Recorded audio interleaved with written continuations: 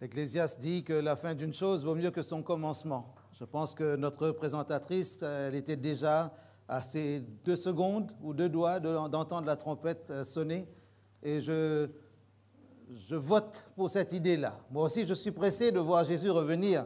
Et je crois qu'il y a ici nécessairement cette notion d'urgence. Alors je revois cette dame qui me disait « Non, Jésus ne va pas revenir ». J'ai dit « Ah bon, pourquoi ?» « Parce que les gens sont trop méchants. » Alors j'ai dit « Ah d'accord, les gens sont trop méchants, mais peut-être que lui, il est bon. Alors s'il est bon et s'il nous aime, il va revenir. » Je voudrais aussi vous saluer tous, que vous soyez ici en présentiel ou là où vous êtes, chez vous, assis confortablement dans un fauteuil, peut-être qui est plus confortable que les bancs de ce site où nous nous trouvons, mais j'espère qu'avec la même passion, vous allez prêter une oreille attentive à ce thème, le retour de Jésus. Ceux qui sont en voyage, ceux qui sont peut-être en train de marcher avec un téléphone dans la rue, regardez bien où vous marchez, mais sachez surtout que le Seigneur vous parle aussi ce matin. Peut-être que pour certains, à cause du décalage horaire, vous êtes en pleine nuit, mais il n'y a pas de moment, de bon moment ou de moins bon moment pour ne pas entendre ce message. Jésus revient bientôt. Reviendra-t-il vraiment? Nous avons tous quelqu'un dans notre entourage qui nous dit « Depuis que je suis enfant, j'entends dire que Jésus va revenir. Pourquoi il n'est pas venu ?» Et tout de suite, il y a cette autre question « Va-t-il vraiment revenir ?» Qu'est-ce qui nous intéresse dans cette affaire? De voir l'événement ou le sens qui est donné à cet événement? Y a-t-il des raisons réelles pour se poser cette question et pour poser la question? La question est pour vous, pas pour Jésus. La question, à la limite, on serait tenté de la poser à Dieu. Dis, quand viendras-tu? J'avoue que de temps en temps, la nuit, je sors et je regarde le ciel. Et je dis, Seigneur, quand est-ce que ce grand passage va s'ouvrir pour qu'on voit venir le Seigneur en puissance et en gloire, avec ses millions d'anges? J'ai prêté foi à cette parole biblique, à ces paroles bibliques qui parlent du retour de Jésus. Depuis que je suis enfant, je grandis avec cette espérance. C'était dans mon biberon. Non, il n'y avait pas de biberon à l'époque. Mais je suis tombé dedans quand j'étais petit. Et les effets de la potion théologique sont permanents chez moi. Un jour, mon fils m'a demandé, nous étions à table, « Papa, à partir de quand tu nous as fait comprendre que nous étions des adventistes? » En d'autres mots, des gens qui attendent le retour de Jésus. Et il avait peut-être entre 6 et 8 ans, et puis son bol de céréales devant lui, et moi surpris par la question. Je me dis, tiens, toutes mes études ne m'ont pas préparé pour cette question. On apprend toujours à être père. Alors j'ai dû lui dire, je t'ai donné, comme disait grand-père, je t'ai donné ce que j'ai reçu. Parce que mon père, je l'ai dit le jour de ses funérailles, mon père m'a donné un prénom et une espérance. Là, je pense qu'il m'a donné la plus belle chose. Il ne m'a pas laissé de Rolls-Royce dans le garage. D'ailleurs, une Rolls-Royce pour 10, je ne sais pas comment on aurait fait. Il ne m'a pas laissé un compte épais en banque, ni des terrains, des terres à perte de vue, mais il m'a donné une espérance. Vie dans l'espérance. Et lui-même, jusqu'à sa mort, il souhaitait voir Jésus de son vivant. Mais il n'a jamais posé la question, Jésus reviendra-t-il vraiment, sous forme de doute? Mais il a inversé pour rendre cela affirmatif plutôt. Jésus revient bientôt.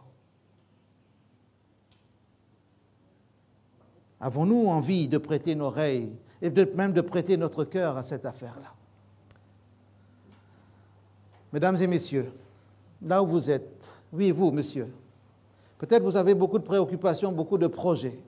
Peut-être vous avez déjà écrit votre testament. Mais avant d'écrire un testament pour après la mort pour vos enfants, vos héritiers, est-ce que vous pouvez entrer dans ce testament avec le Seigneur? Avez-vous parlé à votre fils? Oui, celui qui est à l'université. Pour qui vous avez de grands rêves? Voulez-vous lui communiquer aussi, pas ce rêve, mais cette promesse de Jésus qui revient bientôt? Il y a des personnes qui sont dans cette espérance depuis plusieurs générations. Je connais des familles qui sont... Il y a 4 générations vivantes qui cohabitent et les 4 sont en train de vivre dans l'espérance de ce retour de Jésus. Et quand nous regardons un petit peu le texte biblique, nous pouvons nous en inspirer pour dire, voilà, il y a 7 raisons majeures pour croire dans ce retour. La première raison, c'est que c'est Jésus qui l'a promis. Et cela se trouve dans Jean chapitre 14, versets 1 à 3. Où il va dire que votre cœur ne se trouble point, croyez en Dieu, croyez aussi en moi. Et depuis que cette parole a été prononcée et que cela a été rapporté par Jean l'évangéliste, l'Église chrétienne s'est mise dans ce positionnement. Voilà la perspective de l'Église. Jésus dit dans Jean 14, 1 à 3, « Il y a plusieurs demeures dans la maison de mon Père. Si cela n'était pas, je vous l'aurais dit. Je vais vous préparer une place. Et lorsque je m'en serai allé et que je vous aurai préparé une place, je reviendrai et je vous prendrai avec moi, afin que là où je suis, vous y soyez aussi. Je reviendrai. » Ce qui me rassure dans cette parole, dans ce propos, c'est que ce n'est pas un propos indirect. Ce n'est pas un apôtre qui dit « Je crois que Jésus a dit quelque chose qui ressemble un peu à ça. Laissez-moi repenser. Oui, je vais formuler. » Non. La déclaration est claire, elle est formelle, elle est précise, elle est pertinente. Elle est vitale pour moi. Je sais dans quel sens va le christianisme. Alors nous sommes dans une église qui a un nom adventiste qui vient du latin adventus, l'arrivée, ou le fait de venir. En latin, il y a un mot adventor qui pourrait bien aller dans les jeux vidéo et autres. Adventor, c'est celui qui vient, le venant. Et d'ailleurs, le mot avenir vient de la même racine, advenire, c'est-à-dire ce qui advient, ce qui vient de quelque part. Maintenant qu'on a précisé l'origine latine de ce mot adventiste, nous pouvons dire que le christianisme est adventiste. Oui, vous m'avez bien entendu. Regardez bien mes lèvres. Le christianisme est adventiste. C'est-à-dire le christianisme biblique se situe automatiquement, obligatoirement, et c'est non négociable, dans la perspective du retour de Jésus. Mais j'aurais bien aimé entendre tous les responsables religieux de tous les courants chrétiens parler du retour de Jésus tous les jours. Depuis que je prête une oreille attentive aux informations, depuis peut-être l'âge de 10 ans, je n'ai jamais entendu un seul pape prêcher publiquement le retour de Jésus. C'est un constat d'information, ce n'est pas un reproche d'ordre affectif. Je n'ai jamais entendu le président de la Fédération protestante de France prêcher le retour de Jésus.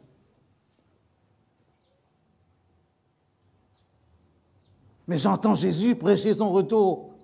J'entends Jésus dire « Je reviendrai ». Alors, parce qu'il l'a promis, je pose ma foi sur cette affaire. Je pose ma foi.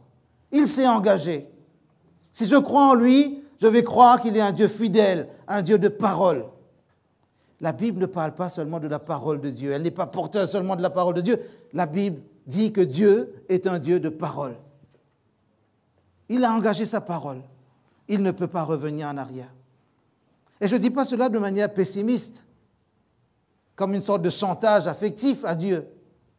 Mais je crois que Dieu est puissant et quand il prononce une parole d'avenir, il va la réaliser.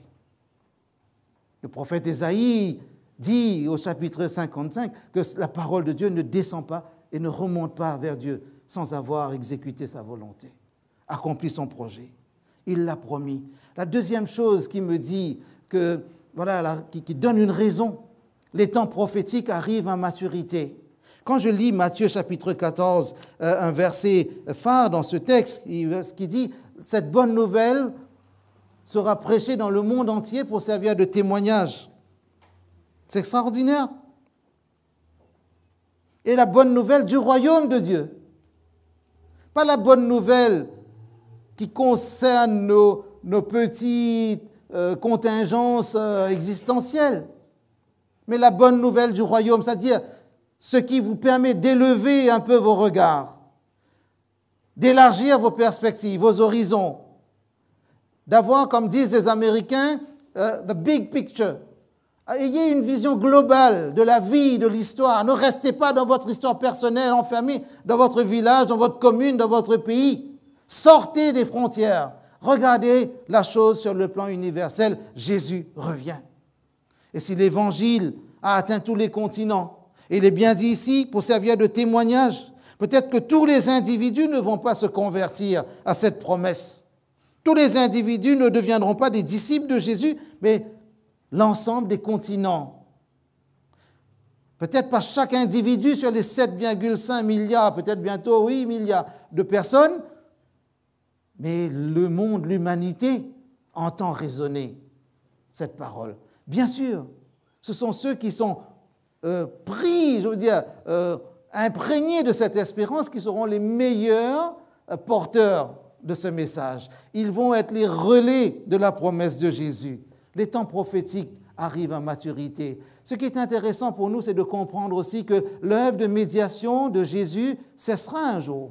Nous en avons parlé pendant la semaine.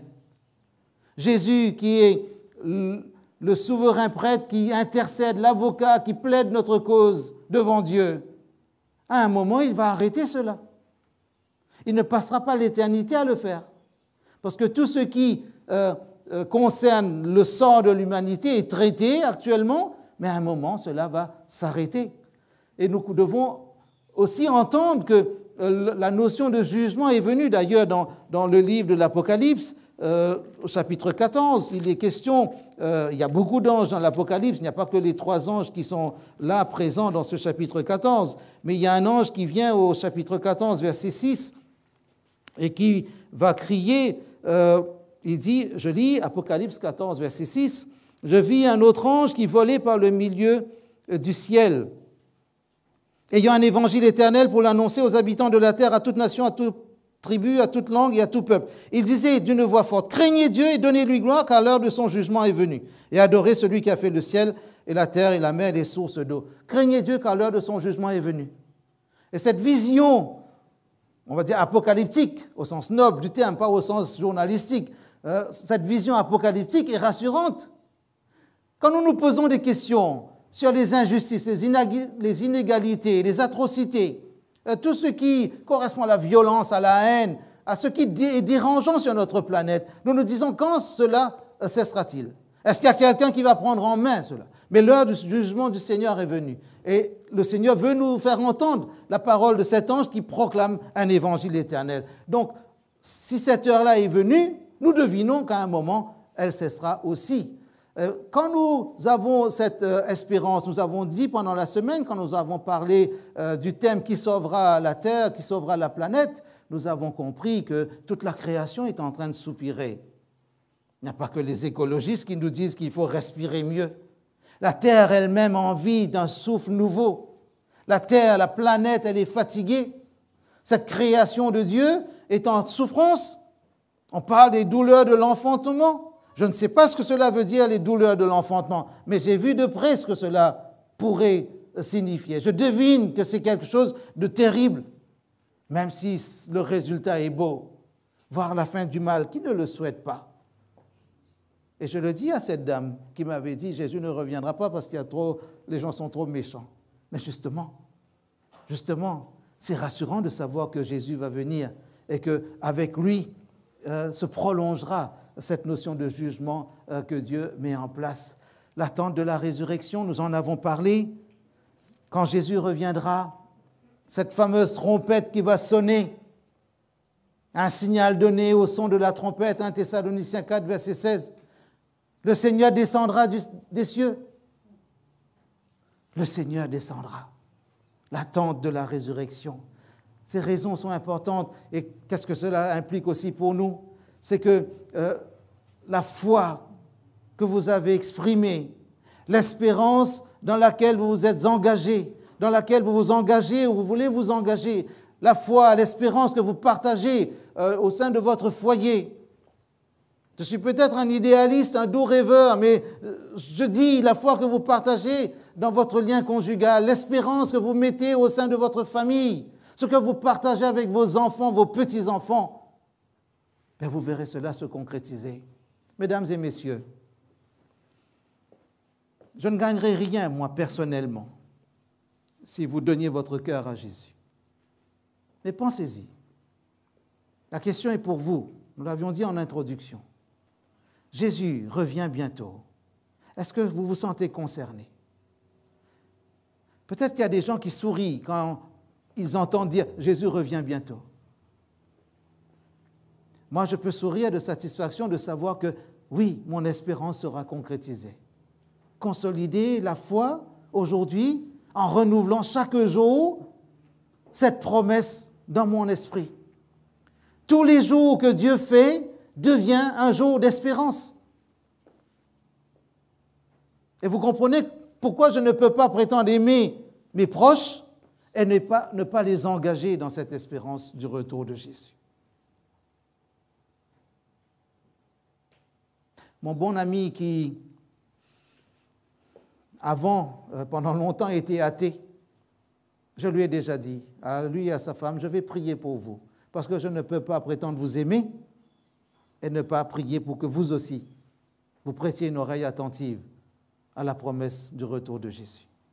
Je serais un mauvais ami, un faux ami, si je passais du temps avec vous pour manger, discuter, parler de philosophie, de littérature, parler de politique, parler de tout, refaire le monde pendant 2-3 heures et ne pas vous dire que je vis dans l'espérance du retour de Jésus et vous laisser là comme ça.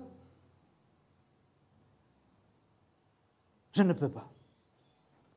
L'Église chrétienne n'a pas le droit de laisser vivre la société dans l'ignorance de cette belle promesse.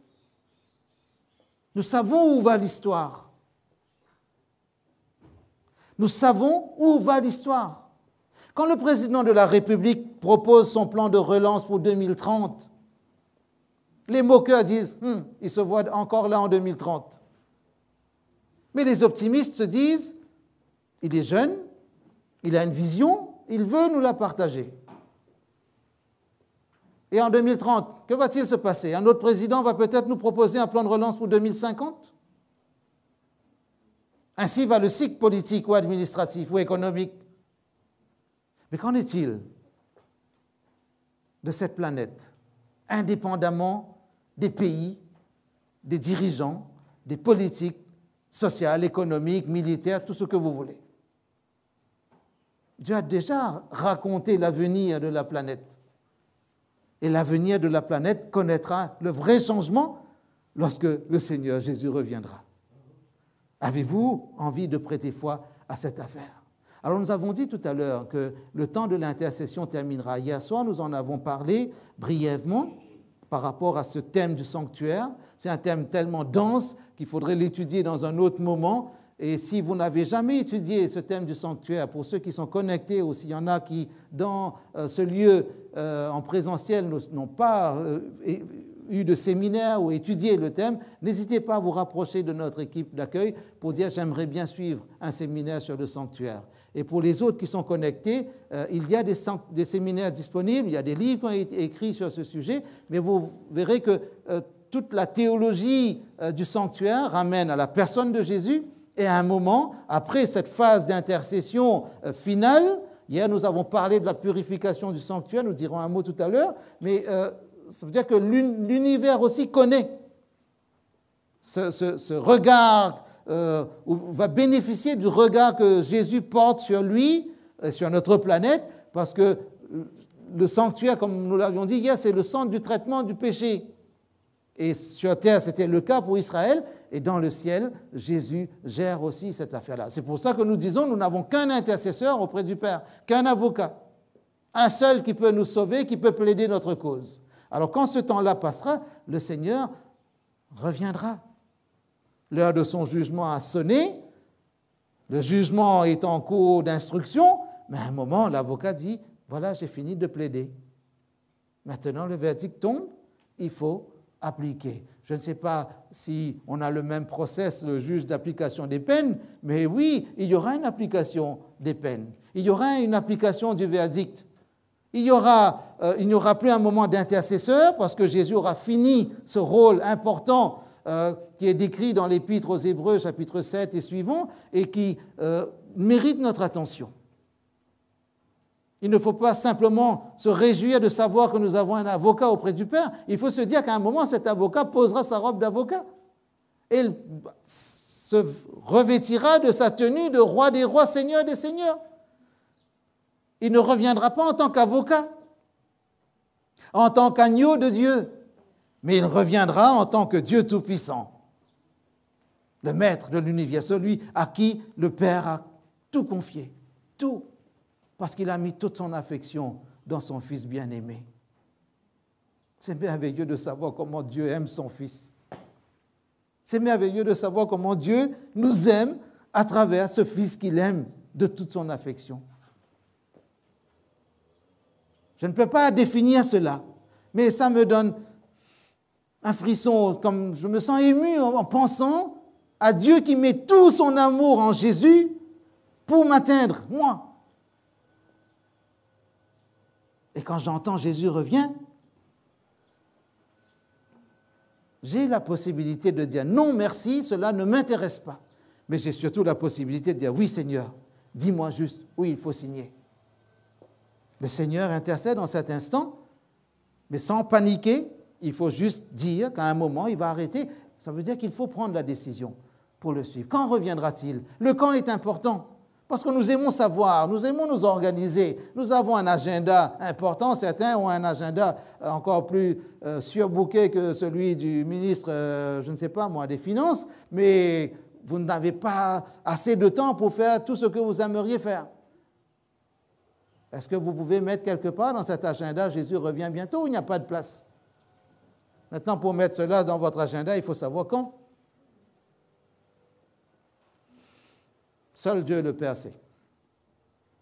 Jésus l'a dit dans Matthieu chapitre 24. Pour ce qui est du jour et de l'heure, verset 36, pardon, personne ne le sait, ni les anges des cieux, ni le Fils, mais le Père seul. Ah, ce n'est peut-être pas une bonne nouvelle, n'est-ce pas? Qu'est-ce que vous feriez si vous saviez que Jésus allait revenir le 1er décembre 2021? Certainement, vous diriez, j'ai un peu de temps pour mettre de l'ordre ou pour faire tout ce que j'ai envie de faire. Je n'ai pas besoin de réparer ma maison pour cela parce qu'il a dit qu'il y a plusieurs demeures dans la maison de mon père, donc j'ai déjà une maison assurée. Qu'est-ce que vous allez faire? Paniquer? Vous préoccuper? Dire aux autres, venez, je sais quand il va venir. On va se préparer. Malheureusement, pour notre raisonnement humain, Jésus dit, personne ne sait. Sous-entendu, ne mettez pas une date. Ne vous amusez pas à mettre une date pour ne pas créer de faux espoirs ou pour ne pas susciter une sorte de panique générale. Dans l'histoire du 19e siècle, quand il y a eu un réveil aux États-Unis, il y a eu un regain d'intérêt pour les livres prophétiques, Daniel, l'Apocalypse, et autour d'un certain William Miller, un grand prédicateur baptiste, il y a eu un engouement pour ce thème, le retour de Jésus.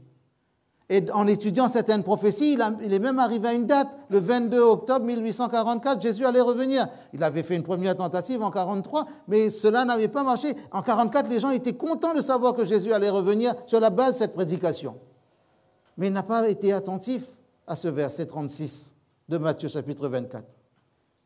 La passion peut parfois troubler notre raison ou notre bon sens spirituel. Il y a eu la grande déception. Et beaucoup de ces adventistes se sont rassemblés, ont continué à étudier, ils ont étudié le sanctuaire, ce thème biblique fondamental, pour comprendre pourquoi Jésus n'est pas revenu. Et ils ont compris qu'il y avait plutôt cette notion de jugement qui commençait dans le sanctuaire céleste pour aboutir à un autre niveau, j'allais dire, de travail de Dieu, de travail de Jésus. Et c'est après seulement qu'il faudra considérer l'événement du retour. Mais parfois, nous apprenons aussi de nos erreurs. Et puis, il y a un deuxième élément, cette question, où est son avènement? Dans l'épître de Pierre, l'apôtre dit qu'il y a des gens qui viendront et qui vont se moquer de ceux qui attendent le retour. Qu'en est-il? Vous n'avez pas dit que Jésus allait revenir? Regardez 2 Pierre chapitre 3, verset 4. Où est la promesse de son avènement? Car depuis que les pères sont morts, tout demeure comme dès le commencement de la création. Alors, quelqu'un peut se dire, mais est-ce qu'il a oublié? Est-ce qu'il est en retard?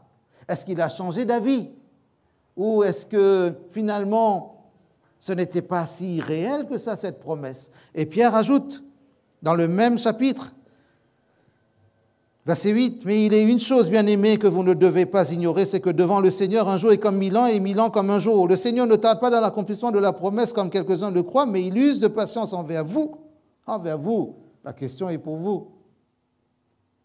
Il use de patience, ne voulant pas qu'aucun périsse, mais voulant que tous arrivent à la repentance. Et il ajoute, pour faire écho à ce qu'il a entendu Jésus enseigner, « Le jour du Seigneur, verset 10, viendra comme un voleur. » Il n'est pas dit que Jésus vient pour se comporter comme un voleur. Le jour du Seigneur viendra comme un voleur vient de manière inattendue. Je ne sais pas si vous avez déjà été cambriolé. J'espère que non. Nous avons déjà été cambriolés en région parisienne. On est allé à l'église en rentrant vers 15 heures. Le premier enfant entre, dit non, j'étais en train de garer la voiture et un enfant s'en dit, papa, je crois on a été cambriolé. Ah bon? Bon, je ferme la voiture et mon épouse est entrée, a vu qu'il y avait un peu de courant d'air. Mais pourquoi les fenêtres sont ouvertes? Et puis, pendant qu'on était à l'église, des gens ont visité chez nous et ont emporté des ordinateurs, mon tout premier iPhone. Et ils ont visité chaque chambre, mais ils ont pris ce qui avait de la valeur. C'est désagréable. Le Seigneur viendra comme ça, pas pour nous cambrioler, mais sans rendez-vous. Il n'est pas en retard, il n'est pas en avance, il viendra quand le Père décidera de l'envoyer. Paul dit dans Galates, au temps marqué, Dieu envoya son Fils, né d'une femme. Si le salut est quelque chose d'organisé, je crois fondamentalement que le retour de Jésus est aussi quelque chose d'organisé. Dieu n'agit pas de manière impulsive. Même pour la croix, quand Jésus insistait « mon heure n'est pas encore venue », sous-entendu, lisez bien entre les lignes, tout est organisé. Quand le moment est venu, il a dit « voilà, c'est cette Pâque, j'ai voulu la manger avec vous ». Il ne l'a pas dit les années précédentes. Parce que l'heure était venue. Et les évangélistes écrivent cela clairement. Si tout est organisé, le temps de Dieu n'est pas le temps de l'homme. À ses yeux, 1000 ans sont comme un jour comme 1000 ans. Nous sommes invités à entrer dans cette, je l'appelle comme cela, dans cette logique divine ou dans cette chronologie divine. Dieu n'a pas de montre en main ou un calendrier sur son mur qui crée comme une sorte de pression. L'Éternel ne peut pas être gêné par le temps. Parce que le retour de Jésus ne concerne pas notre planète seulement. Tout l'univers sera témoin. Parce que quand Pierre dit que les éléments embrasés se dissoudront, et pour dire qu'il y aura un bouleversement universel.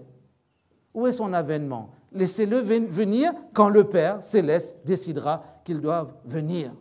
Mais nous avons vu dans cette semaine, pendant nos conférences, on a dit qu'il y a nous pouvons nous poser la question sur la période. Dans le temps de ces rois, dans le temps de ces régnants de l'Union européenne, le Dieu des cieux suscitera un royaume qui lui sera éternel. Nous sommes dans cette période de l'Union européenne. dans cette période, tant que cette bannière étoilée va flotter, nous pouvons nous dire que dans cette période, le Seigneur reviendra. Si un jour cette bannière disparaît et que ce que nous appelons l'Europe ou l'Union européenne, ce continent qui existe encore comme héritier de l'ancien empire romain qui lui-même avait hérité de l'empire grec et jusqu'à Babylone pour remonter, si un jour ce continent disparaît, qu'il n'y a plus rien, effacement total, comme les vieilles civilisations, et que Jésus n'est toujours pas revenu, là quelqu'un pourra dire, où est la promesse de son avènement? Mais parce que Dieu est un Dieu de parole. Si j'ai un regard européen sur la politique, sur les mouvements économiques, sur les phénomènes de société, je regarderai attentivement comment vont les choses. Comment vont les choses? Et je me dirais que c'est dans le temps de cette entité morale qu'on appelle l'Union européenne que Jésus reviendra. Que le Dieu des cieux suscitera un royaume qui ne prendra jamais fin. Daniel chapitre 2, verset 44. Prêtez une oreille attentive là-dessus. Ne pensez pas que ça ne concerne que les autres. L'histoire qui se construit autour de nous est une histoire qui nous concerne. Quand je disais dans les 7 raisons que les temps prophétiques sont arrivés à maturité, la prophétie de Daniel 2 arrive à maturité et nous sommes témoins de cela. Et nous devons quand même à un moment nous dire, bientôt le Seigneur reviendra. Nous sommes probablement dans le siècle du retour de Jésus. Je ne mets pas de date, mais par rapport à la maturité des temps prophétiques, nous devons être attentifs à cela.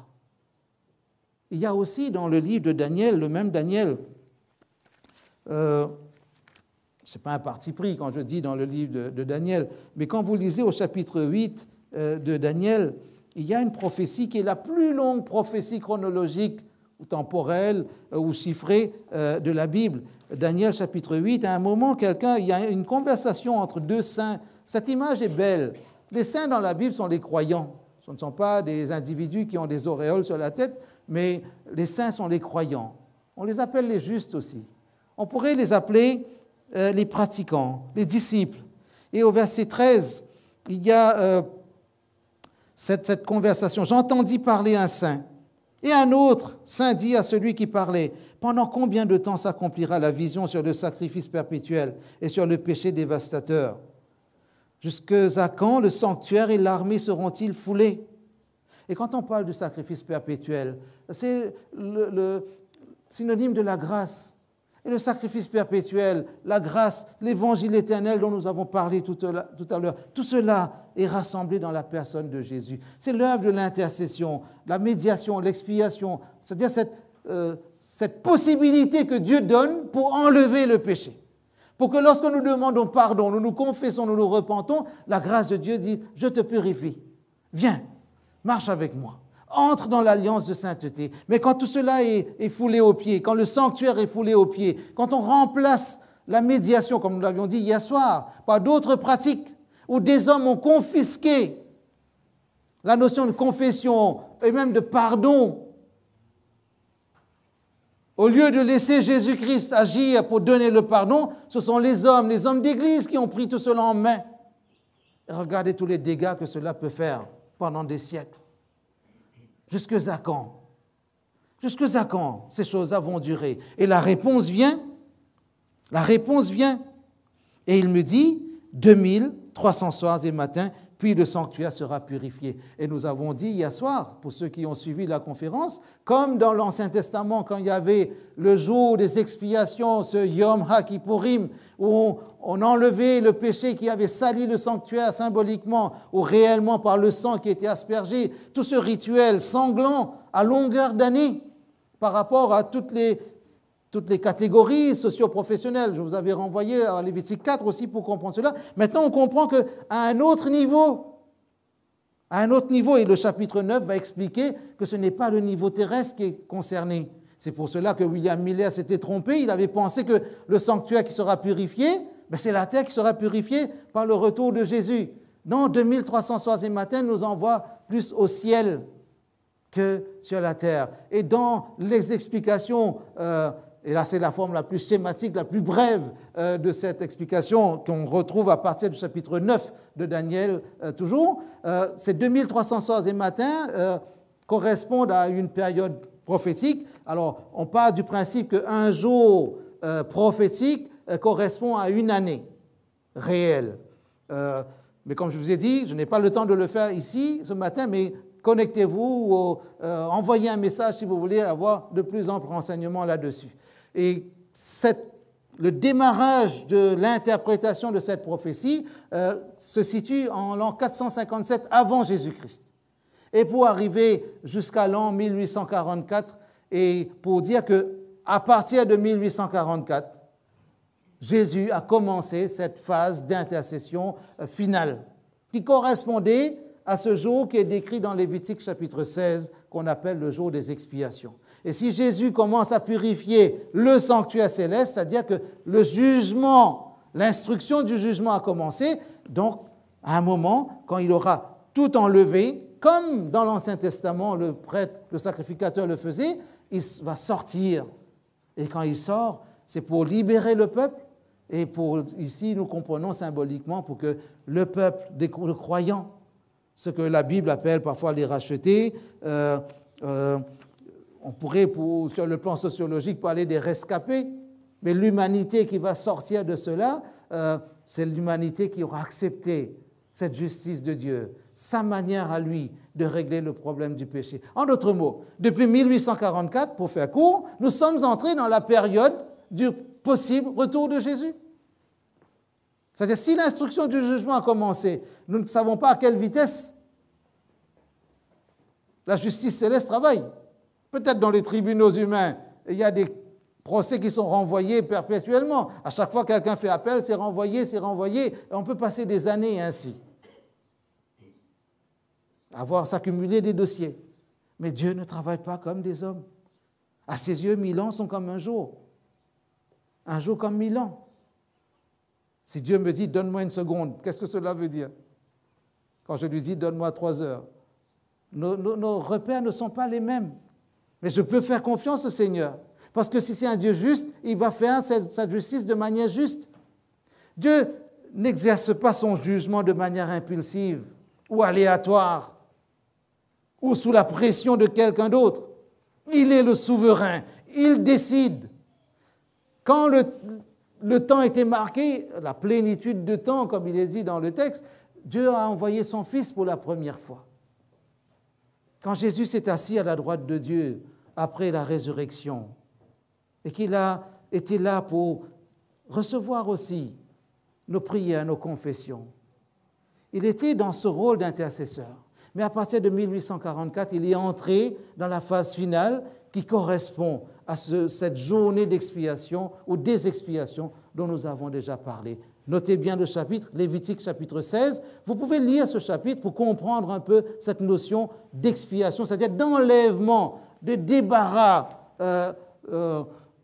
du sanctuaire. Comment enlever cette saleté morale et l'envoyer au désert. Dans ce chapitre 16, il est parlé de l'envoi par un bouc dans le désert. Mais le Seigneur va juger le péché. À un moment, tout cela va aussi s'arrêter. C'est une bonne nouvelle pour nous. C'est une bonne nouvelle pour nous. Donc, nous connaissons la période. Jésus ne pouvait pas revenir avant 1844. Les apôtres nous lui ont demandé, dis-nous quel sera le jour de ton avènement. Paul pensait que de son vivant, Jésus allait revenir. Quand dans 1 Thessaloniciens 4, il dit, et nous les vivants qui serons restés pour son avènement, son enthousiasme était réel, mais prophétiquement, Jésus ne pouvait pas revenir au 1er siècle, ni au 2e, ni au 3e. Jésus ne pouvait pas revenir avant le 19e siècle. Cette prophétie des 2300 soirs et matins est formelle. Il faut attendre ce temps. Et là, je comprends pourquoi Pierre dit « Dieu use de patience ». Et la patience de Dieu peut couvrir des siècles. Je n'attends pas depuis un siècle, mais je sais que les croyants attendent depuis des siècles. Ça ne veut pas dire que Dieu travaille de manière désordonnée, mais si le salut était ordonné, ça veut dire qu'il fallait attendre cette année 1844. Les croyants, les chrétiens, doivent avoir les yeux sur les prophéties bibliques. Hier soir, je disais, il faut avoir la Bible dans une main et les manuels d'histoire dans l'autre. Comprendre que l'histoire de la foi, l'histoire de l'Église doit se poser sur l'histoire des nations, des civilisations. Il n'y a pas de fossé entre l'histoire du peuple de Dieu, des croyants, et l'histoire des nations. Nous sommes dans l'histoire de la planète, tous concernés. Et c'est pour cela que le verset central que nous avons répété, et le pasteur Vimbouli l'a répété aussi pendant la première semaine de notre campagne Espoir 21. Dieu a tant aimé le monde, la planète, l'histoire de cette planète qu'il a donné son Fils. Jésus est venu dans l'histoire de cette planète. Il l'a influencé, pas seulement parce que nous disons avant ou après Jésus-Christ, mais l'histoire des nations passe par un prisme qu'on appelle le salut en Jésus-Christ.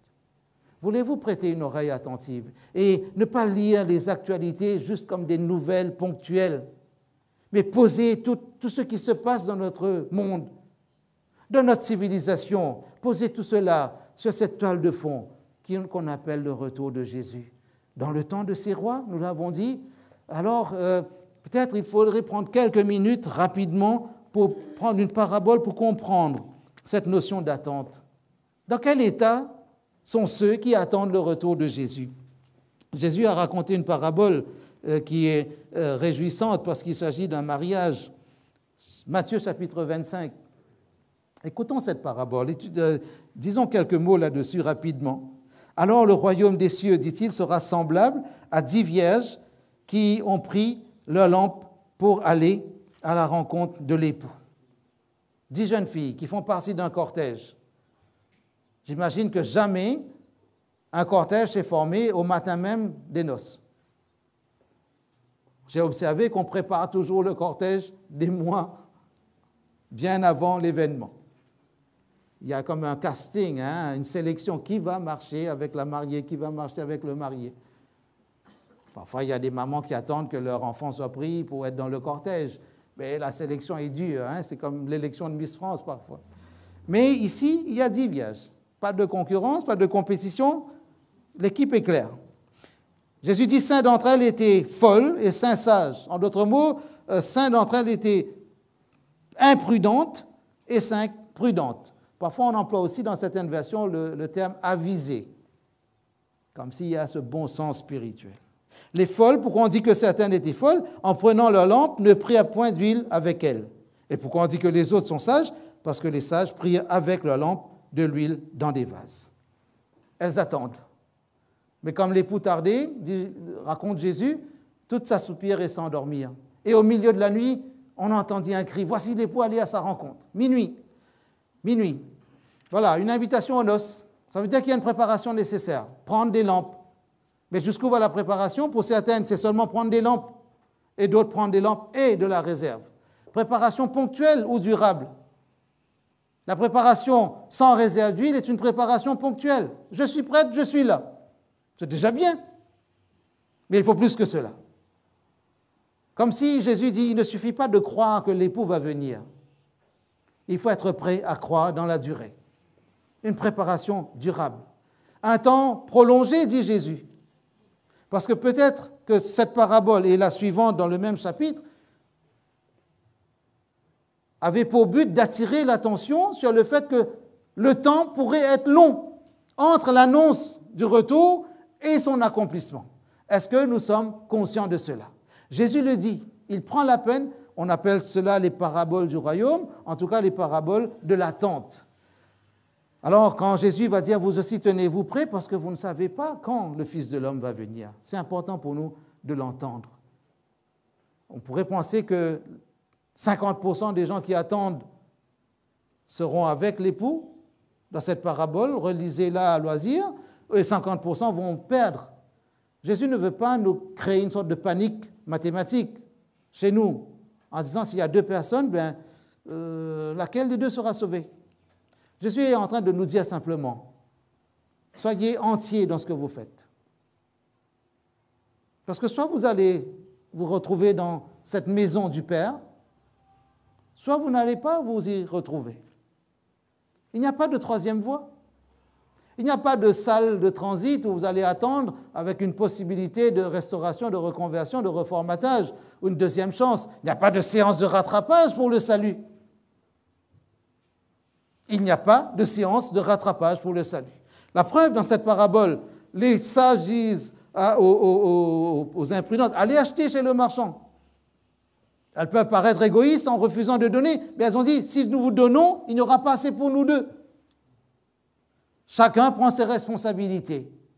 Aller chez le marchand, c'est chercher une occasion de rattrapage. Mais en venant, c'est trop tard. Cette parabole ne doit pas nous faire peur, elle doit juste nous responsabiliser. Retenez bien cette idée. Qu'est-ce qui vous manque aujourd'hui? Qu'est-ce qui vous manque? Peut-être simplement répondre à l'invitation. Tenez-vous prêt, que votre cœur ne se trouble pas. Le temps de prendre votre lampe aussi. Prévois une réserve d'huile. Pourquoi? Parce que la lampe qui brûle actuellement pourrait finir par s'éteindre, par manque d'huile. Donc, prenez le temps de remplir ce vase d'huile. Les chrétiens interprètent cette huile comme étant la présence du Saint-Esprit. Mais on pourrait aussi dire que cette huile représente l'endurance. Tenir dans la durée. Le Grand Raid est parti cette semaine. Moi, avant, je voyais cela de Paris, événement extraordinaire, international. Et quand vous voyez cela de près, surtout quand ça crée des embouteillages, vous vous dites c'est une vraie passion. Mais j'ai découvert, c'est mon beau-frère qui me l'a raconté, il faut une année de préparation pour participer au Grand Raid. Moi, quand je regarde les gens partir, je dis, le départ, je peux le faire. Mais jusqu'où je vais courir, allez, peut-être 4, 5, 10 kilomètres maximum. Ça, je pense que je peux encore faire à mon âge. Mais après, est-ce qu'il faudrait que quelqu'un appelle le SAMU pour venir me chercher? Sans préparation, pas d'endurance. Sans préparation, pas d'endurance. Même les grands sportifs dans d'autres sports, s'ils ne se sont pas bien échauffés, s'ils n'ont pas fait une bonne préparation, après 5 minutes, vous voyez certains qui sortent en boitant. Sans préparation, on ne pourra pas tenir dans la durée de l'espérance. Jésus veut responsabiliser les chrétiens. Il ne veut surtout pas qu'on tombe dans la passivité. L'espérance ne doit pas nous endormir. Au contraire, nous rendre solides, avoir de l'endurance. Êtes-vous prêts pour cela? Alors, pour terminer, nous disons ce qui a été dit par le Seigneur à travers son prophète. Dans le temps de ces rois, le Dieu des cieux suscitera un royaume. Et ce royaume correspond au retour de Jésus. Je crois sincèrement que Jésus revient bientôt. Quand vous lisez Matthieu chapitre 24, vous voyez qu'il y a beaucoup de signes qui sont bien répétés dans l'histoire. Mais ces signes commencent maintenant à s'accélérer. Matthieu 24 nous parle de tremblements de terre, de catastrophes naturelles. Avant, on regardait cela avec un peu de crainte, mais on se disait, mais le cycle est assez espacé, tous les 10 ans, tous les 15 ans. Regardez comment la planète est bouleversée. Je ne reviens pas sur ma conférence de l'autre soir. La planète elle-même dit qu'il y a un trouble. Ça veut dire que les signes des temps qui avant étaient espacés deviennent tellement rapprochés que cela doit attirer notre attention. Pouvons-nous poser notre cœur sur cette promesse? Que votre cœur ne se trouble pas. Beaucoup de choses peuvent nous troubler dans la vie, mais ne vivons pas comme des gens qui n'ont pas d'espérance. Mesdames et messieurs, si vous n'avez pas encore donné votre cœur à Jésus, en cet instant, c'est le moment. Voulez-vous entrer dans l'espérance? Je fais un appel à votre cœur, là où vous êtes. Si c'est votre cas, si vous voulez prêter foi, attention, mettre votre cœur sur cette parole de Jésus, je reviendrai. Levez-vous là où vous êtes, tout simplement levez la main. Et ici, dans cette salle, si vous voulez vous lever pour dire, moi, je veux me préparer de manière durable pour le retour de Jésus, je vous invite à le faire et je vais prier avec vous. Mais ne le faites pas parce que votre voisin va le faire. Faites-le parce que votre cœur vous dit, je vais le faire. Je veux dire à Jésus, Peut-être parfois j'ai souri avec cette histoire de retour. Je me suis même moqué de ceux qui disaient « Ah, ils croient dans le retour de Jésus ». Les moqueurs diront « Où est-il » La Bible dit bien « Les moqueurs diront « Où est-il » Les non-moqueurs sont des êtres d'espérance, des hommes, des femmes, des enfants, des jeunes gens. Si vous attendez un enfant, aimeriez-vous que cet enfant grandisse dans l'espérance? Si vous avez des adolescents, voulez-vous que ces adolescents grandissent dans l'espérance? Si vous avez de jeunes adultes chez vous, voulez-vous aussi qu'ils s'inscrivent dans l'espérance? Si vous, vous y êtes déjà, mais vos parents n'ont jamais parlé de cela, dites-leur quelque chose aujourd'hui. S'ils sont trop loin géographiquement, envoyez-leur un texto tout de suite. Dites-leur, prêtez une attention particulière à la parole de Jésus. Il revient bientôt. Tenez-vous prêts. Moi, je veux me tenir prêt, avec mon épouse, avec nos enfants.